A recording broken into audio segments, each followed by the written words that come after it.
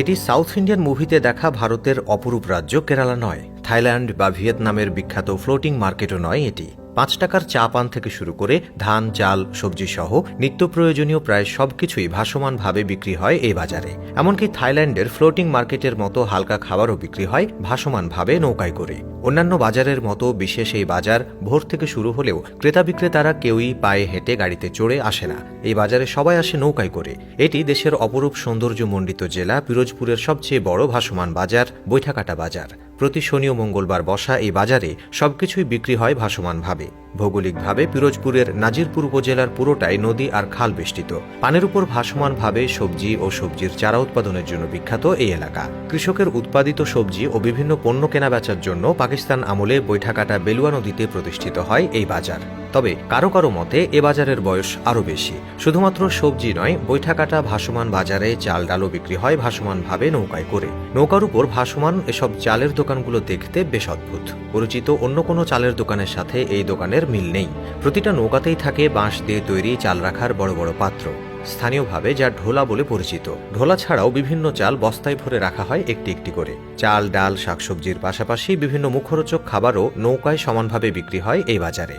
জেনে অবাক হবেন, পানিতে জন্ম নেয়া বিভিন্ন আগাছা ও কচুরিপানাও বিক্রি হয় এখানে। আমাদের কাছে জঞ্জাল মনে হলেও এই এলাকায় কৃষিকাজের আবশ্যকীয় উপাদান এসব কচুরিপানা। কৃষকরা বৈঠাকাটা বাজার থেকে সেটা কিনে নেন বেশ দাম দিয়ে। তুলনামূলক কম খাজনায় কেনাবেচা করা যায় বলে অন্য বাজারের তুলনায় ভাসমান এই বাজারে ক্রেতা সমাগমও বেশি। প্রতি শনি ও মঙ্গলবার ভোর থেকেই কৃষকরা তাদের উৎপাদিত পণ্য নৌকায় করে নিয়ে আসতে থাকে বৈঠাকাটার ভাসমান বাজারে।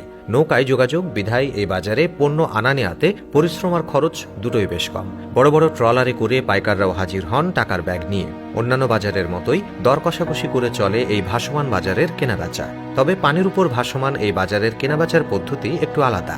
বিক্রেতারা এই ছোট ছোট নৌকা নিয়ে এগিয়ে যায় পাইকারদের বড় ট্রলারের কাছে। সেখানে গিয়ে দরদাম করে বিক্রি করেন পণ্য। এই বাজারের পাইকারদের নৌকায় যেন একটা ভাসমান গুদাম। বাজার থেকে শাকসবজি, ডাব, নারিকেল, কলা, কচু সহ বিভিন্ন পণ্য পাইকারি কেনার পর সেগুলো সেই নৌকাতে করেই বিক্রির উদ্দেশ্যে নিয়ে যাওয়া হয় দেশের বিভিন্ন প্রান্তের বাজারগুলোতে। বৈঠাকাটার সাথে ঢাকার রয়েছে সরাসরি লঞ্চ যোগাযোগ ব্যবস্থা। পুবালি ৯ নামের একটি লঞ্চ একদিন পর পর যাতায়াত করে ঢাকার উদ্দেশ্যে। যাত্রীর পাশাপাশি এই হাটের পণ্য ঢাকায় পাঠানো হয় এই লঞ্চটির মাধ্যমে। ইন্টারনেটের কল্যাণে সম্প্রতি পর্যটকদের পছন্দের গন্তব্যে পরিণত হয়েছে স্বরূপকাঠি পেয়ারা বাজার। শুধুমাত্র বাজারের বাণিজ্যিক দিক থেকেই নয়, ঢাকার সাথে সরাসরি লঞ্চ যোগাযোগ থাকায় পর্যটনের এক নতুন সম্ভাবনা হতে পারে অপরূপ সৌন্দর্যমণ্ডিত বাংলার সবচেয়ে বড় ভাসমান বাজার পিরোজপুরের বৈঠাকাটা বাজার।